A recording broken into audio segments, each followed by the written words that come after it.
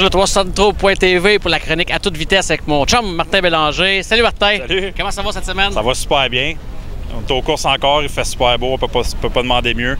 Les puits sont pleins encore ici à Cornwall ce soir, on est content d'être ici. Des courses, ça prend des courses, c'est du momentum, oui. Puis là on commence à en avoir un peu. Oui, on a un très bon en ce moment. Écoute Martin, j'aimerais que tu me parles dans un premier lieu de la série Dirt Pro Stock qui sont ici ce soir. Et c'est une série que jusqu'à maintenant, là, il semble avoir un bon carcon. Bien, c'est la première manche ce soir, puis ce qui est le fun, c'est qu'il y a beaucoup d'Américains qui se sont présentés. Il y a beaucoup de gars de la région de Fonda puis de Lebanon Valley qui sont ici. Kenny Gates, les deux, Jay Casey, Nick Meltz, Jason Casey sont ici, Robbie Edmund. Il y a quelques Québécois aussi, des réguliers, qui se sont rajoutés ce soir avec Jocelyn Roy puis Pascal Payeur, qui sont des réguliers de la série. Jocelyn Roy, c'est le champion défendant de la série, il est ici ce soir. Donc, on a, je pense, 25 ou 26 Pro Stock, c'est excellent. Il y a même Brian Carter, qui est le dirigeant principal de World Racing Group, que l'année passée s'est acheté un Pro Stock, qui est venu supporter l'événement ce soir. C'est la seule course au Canada, en plus de la série, évidemment, à cause des pistes du Québec. Mais, ça fait la grogne un peu ici. On entend un peu parler un peu comme quoi que cette valeur que les Pro Stock ne sont pas au Québec. Oui, bien c'est sûr. Puis je pense que ça a encore cet impact-là. On en a parlé un petit peu pour les autres séries. Ça a peut-être le même impact. Regarde les Américains, comment est-ce qu'ils ont encore sorti ce soir. Ils sont 7-8 Américains dans le peloton. Donc c'est super. J'ai hâte de voir ce que ça va donner en piste. Là. Il y a beaucoup de bons pilotes. La calibre est extrêmement élevée. Là. Martin, en parlant de bons pilotes, il y a un pilote que tu voudrais me parler. Moi, à mon avis, dans mon livre, moi, c'est mon préféré dans la série Dirt Gros Block, Stuart Friesen. J'aimerais que tu m'en parles un peu. C'est extraordinaire ce qu'il fait, ce gars-là. Bien, écoute, mercredi soir à Fonda, c'était une des courses de la Short Track Super Series. Il roulait dans le 3-4 premier. Sa conjointe qui menait la course a arrêté au 31e tour. Lui, il avait une crevaison, a arrêté au même tour, a reparti 16e. Il restait 19 tours dans la finale. Il a dépassé, je voyais les vidéos, j'ai vu les highlights. Il roulait complètement à l'extérieur de la piste. Il était dépassé tout le monde. Puis il était faire Matt Shepard au dernier tour. Ça a fini avec 0.19 ou 0.012 de différence. Puis il a coiffé Shepard au fil d'arrivée, 10 000 $, puis il était gagné. C'est sa piste locale. Pas de doute là, mais n'empêche, comme tu dis, c'est un talent naturel. Puis il a vraiment démontré son grand talent. Là. C'est pas la première fois que ça y arrive à Shepard de se faire dans les derniers moments avec Stuart Friesen. Là. Non, c'est sûr. Puis tu sais, tu regardes les statistiques un peu des deux gars, puis c'est une comparaison, parce que souvent, c'est ça, je dirais depuis 2-3 ans, c'est tout le temps Shepard contre Friesen. C'est vraiment, je dirais, les deux gars qui sont vraiment au-dessus de la mêlée, peut-être dans les gros blocs en ce moment, dans le centre de l'État de New York. Puis c'est toujours intéressant de voir qui va battre l'autre. Puis là, ce soir-là, c'est Friesen qui a gagné. Martin, si eux au Québec, il y a eu l'événement Hébert Rabi. Oui. Dans la série 2 de Gros Block également, ils ont eu leur acteur aussi là-dedans, en parlant de Mad Max et j'ai un blanc, de Mad Max et Rick Rudolph, exact. Oui, justement, jeudi soir, Land of Legends, la série Dirt Car était là, la série Gros Block qui était ici dimanche passé. 99e tour, les deux se battaient pour la première place. Rudolph a monté un petit peu Mad Max et McLaughlin dans le tournant numéro 2. Rien de... C'est un move de course, comme on pourrait dire. Là, dans le backstretch, les deux coursaient entre Mad Max puis Rudolph. Rudolph était un petit peu en avant à l'intérieur, puis tu as vu Mad Max égal, puis là, il a vu qu'il n'était pas capable de le faire. Il a reculé, puis il a accéléré, puis il a rentré ça dedans. Les deux, ça a fini leur course. Troisième, c'était Matt Shepard. Shepard a passé en dedans, il était gagné la course. Shepard ne savait même pas quoi dire dans la course. Lui, il savait qu'il n'y avait pas la voiture pour gagner ce soir-là. Il voyait Rudolph puis McLaughlin en avant. McLaughlin cherche toujours sa première victoire dans la série. Lui, il ne course pas pour les points. Rudolph, on sait, il se bat pour les points dans cette série-là. Puis je pense que Rudolph a été très professionnel dans tout ça. A pacté ses petits, a pacté la voiture, n'a pas dit rien à personne, s'est en allé. Il n'y a pas eu d'incident, il n'y a pas rien eu. Puis le lendemain matin, McLaughlin s'est excusé sur les réseaux sociaux, mais ça a été la grogne. Là, les gens, McLaughlin là, a perdu beaucoup de respect de plusieurs personnes. En tout cas, on regardait ce qui se passait sur les réseaux sociaux. Puis, en tout cas, on a hâte de voir ce qui va se passer pour le restant de l'année. Mais Rudolph, c'est une équipe un petit peu à plus petit budget comparativement à McLaughlin. McLaughlin course avec l'équipe HBR qui ont un budget limité. Mais Rudolph, je pense pas que ça soit son style. S'il est capable de peut-être lui redonner un coup, il va le faire, mais il va le faire de façon à ce que lui, ça l'hypothèquerait pas sa course. Mais là, McLaughlin, ce qu'il a fait, c'était vraiment... Il a perdu la carte, puis là, il l'a vraiment ramassé. Là. Ça va être intéressant de savoir si il va y avoir suspension du côté de... Si la série Dirt va quand même décider de suspendre Mad Max.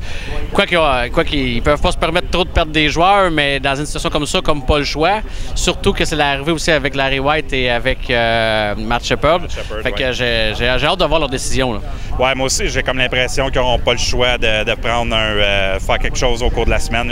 Ils vont sûrement prendre des décisions parce que là, il y a une petite pause. Enfin, je pourrais dire, là, parce que là, avec ce soir, ça fait 18 soirs de suite qu'il y a des courses dans la région, là, dans un rayon de 5 heures. J'ai comme l'impression qu'ils vont prendre des décisions là, au début de semaine, puis ils vont sûrement poster quelque chose là, disant qu'est-ce qu'il va avoir comme décision pour McLaughlin, parce que c'était évident, tout le monde l'a vu. Puis je pense que c'est vraiment clair que c'était vraiment délibéré. Là. Il va falloir passer un message à un moment donné aussi pour pas qu'il y ait qu'il y ait un accident grave. Martin, j'aimerais également que tu me parles. Ici, vous faites souvent la soirée des autographes. Oui. Et toi, c'est quelque chose qui te tient à cœur. Puis tantôt, tu me parlais un peu de ton fiston des fois quand tu t'en vas aux courses, même pas toujours. Puis il est comme un petit peu choqué après toi. Et écoute, c'est quand même important parce que des fois, on dit qu'il faut emmener les jeunes aux courses. Puis les jeunes veulent s'identifier à un pilote, c'est leur fan. Pour toi, c'est important sur la soirée d'autographes? Bien, j'étais à Mohawk justement vendredi soir, puis vendredi, c'était la remise de leur soirée d'autographes parce qu'ils l'avaient fait un petit peu, ils avaient l'affaire plus tôt dans la saison, puis ils l'ont remis à vendredi. Puis ils ont toujours un gros feu d'artifice. Je ne sais pas combien d'argent qu'ils investissent dans ça, mais c'est quelque chose, c'est tout un feu d'artifice.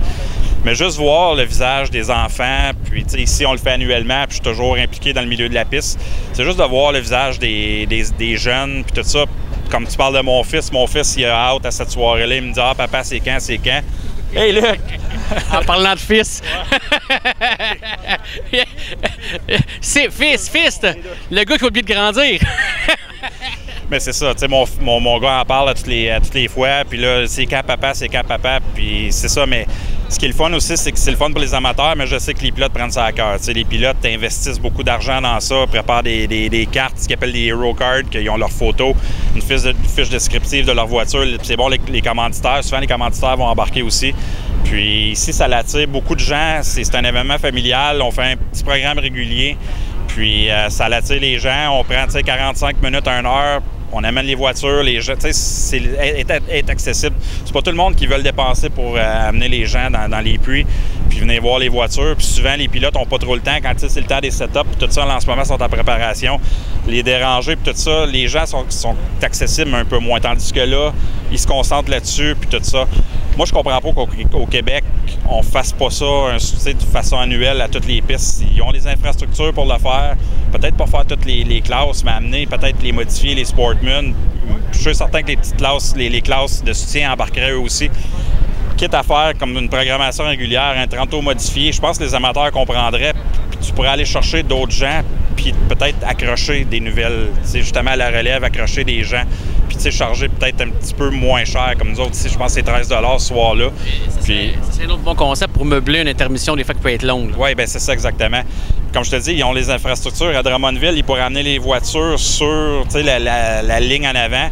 À Granby, quitte à faire dans la fosse grille, quitte à amener les gens, ils peuvent continuer à préparer la piste. Ici, c'est plus difficile parce qu'on amène les gens sur la piste. Ron ou les préparateurs de piste font rien cette soirée-là, que les gars s'arrangent. Peut être au centre. Oui, on les amène au centre, mais quand même, il y a toujours un va-et-vient que si on commence à taper, ça peut être dangereux. Puis ça permet aux gens d'aller voir la piste en même temps. Mais je sais, mettons, Granby puis Drummondville, ils ont les infrastructures pour amener les voitures puis faire ça, tu sais. Puis ce qu'ils peuvent faire, puis ce qu'ils ont fait aussi à Mohawk, que j'ai trouvé intéressant, c'est qu'ils ont amené la classe Mud Light en premier. Ils ont placé les voitures selon leur ordre de départ, ils ont vidé la piste, puis ils ont parti de la finale de Mud Light. Fait que ça, c'est super. Tout de suite, les gars sont prêts, on va aux courses. Fait que, tu sais, c'est long pour, mettons, comme nous autres, pour nous, moi, je peux aller dans le milieu, c'est une intermission qui est plus longue, mais n'empêche que moi, on comprend la business, puis ça allait amener beaucoup de gens. Les estrades étaient pleines à Mohawk pour une rare fois. C'est ça. Il va falloir ça aussi, c'est un autre côté, des fois, qu'il faut penser. On pense souvent, il faut penser à la relève, puis ça fait partie de la relève, puis les gens aiment ça s'identifier à leur pilote favori ou avoir de nouveaux pilotes favoris. Oui. Martin, en terminant, tu veux me parler de la série Dirt Mod 358. une série, ça aussi, qui risque d'être très bonne, là. Oui, bien là, jusqu'à date, il y a eu 2 courses en début d'année. Il y a quelques semaines, j'en ai parlé brièvement la semaine passée. Mais c'est le nombre de bonnes voitures qui étaient là.